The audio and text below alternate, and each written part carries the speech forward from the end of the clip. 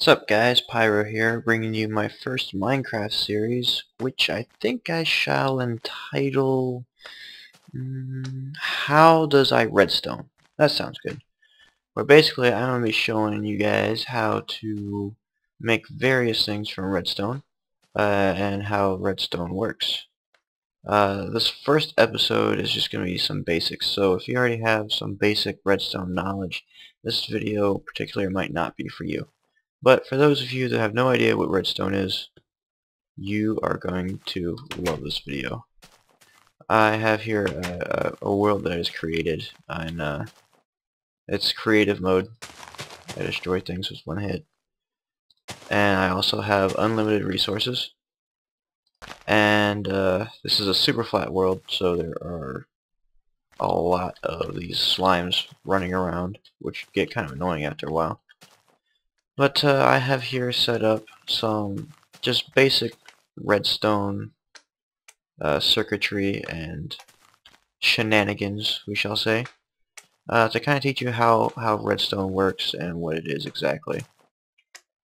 So what is redstone? Redstone is basically like circuitry for Minecraft. It's you gather it from mining the redstone dust, and you can create different things with it. I have here just kind of the redstone dust layout, like a grid here, showing you that this is a redstone torch, and it provides power to the adjacent squares around it. If you have that, but not diagonally ways. So anything on its sides, but not diagonal, and also on top. So if you have a torch with a block on top of it, it does supply power up there. And as it gets night, I shall go sleep and make it day. Ooh, look at me, creeper face. Okay. Alright, so that's what redstone is and kind of how it works. I have here showing you that if you have a redstone torch on top of a block, it does not supply power to anything underneath of it.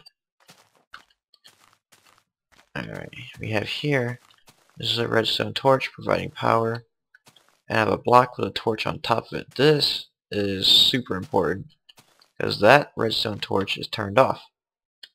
If you have any experience with redstone torches at all, they are always on when you place them. So how can this be? How is this redstone torch off? Oop. Destroy the rest of these. Okay. So basically, this redstone torch provides power to the line of circuitry right here, which provides power to this block, this dirt block right here that the torch is sitting on. Now, the current travels upwards, and active current applied to a torch will turn it off. Now this becomes important. Here I have a redstone torch providing power, just like before. This torch is turned off. Now this, since there's nothing providing power to this, there's a torch here. It does not supply power upwards, so this is off. So since this is on, it provides power to the circuitry here. And also, it would, supply here and here as well. But basically what we have here is a repeater. Since redstone only travels, I can't remember exactly how many blocks it goes before it just shuts off. There, see? That one's on, that one's off. It only goes so far. This repeater, it boosts the signal so you can keep going, even though you've run out of spaces. If we were to make another one right here, no, that won't work. It has to be right here. Provides power, turns it off.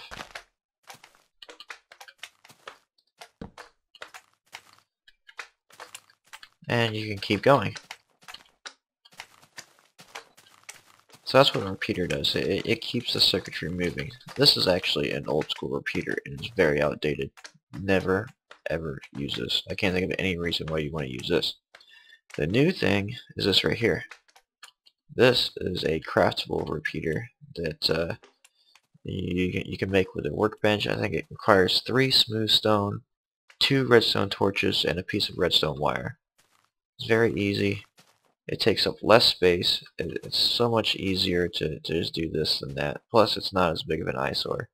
And this can also be used as a delay, where if you right-click on it, it has different stages of delays that have different timings to them. And it does the same thing. This here is what we call an inverter. It inverts the signal from being on, right here, to off. And they don't have anything new and fancy for this one, so you have to do it the old school way, which looks completely terrible. But this is how you do it. You provide power, go up 1 block, put your torch. You have to have 2 blocks here, because that won't work.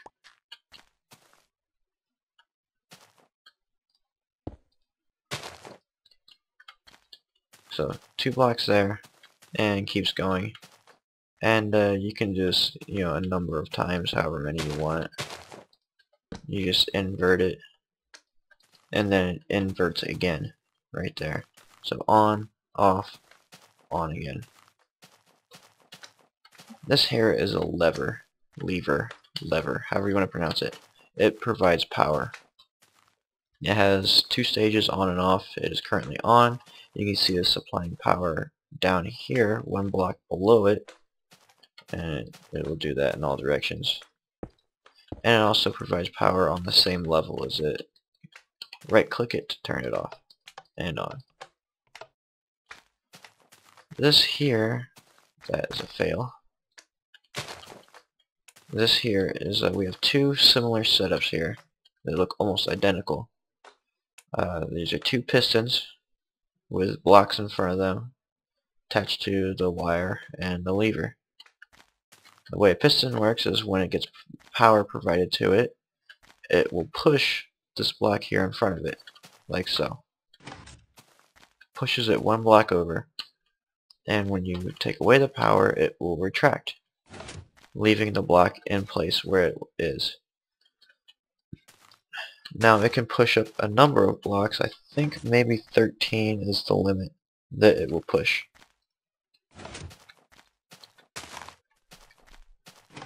Like so. Let's see. Just so you can kind of get an idea. Stupid slime. That was just my fail.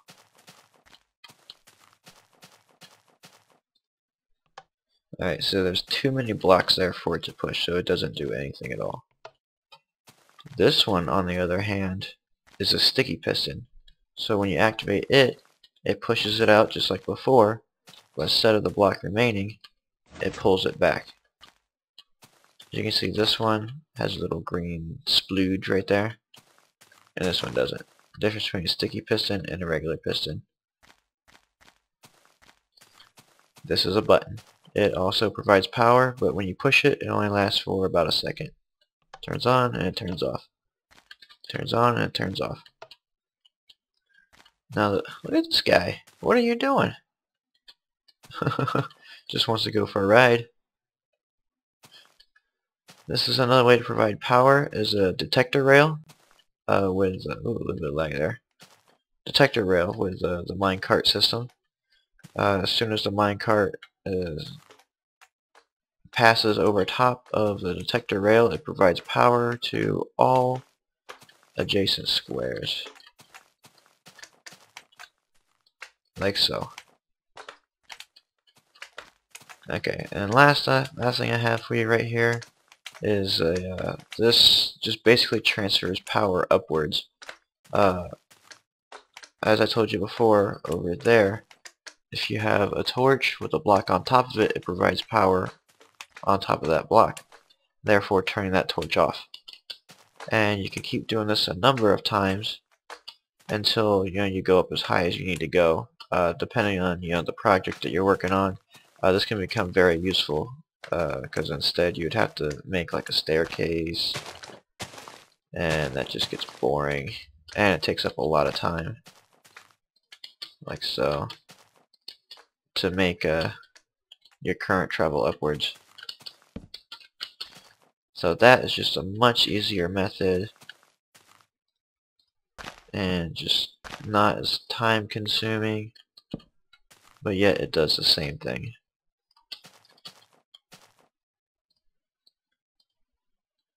Too close to it. I just fly. Okay. Say you need, to get your current upward somewhere for whatever project you're working on. That's how you do it. Instead of having to do all that. That's just a hassle. Alright guys, thank you for joining me in my episode 1. And next time I'm going to get into some uses for redstone. Because you're probably thinking like, okay, well now I know, what it is and what it does, like what can I do with it? So I'll get in some basic stuff, opening doorways, fail. There we go. Opening doorways and stuff like that. Alright, thanks for joining me guys, and if you like it, give it a like and subscribe if you will for more to come.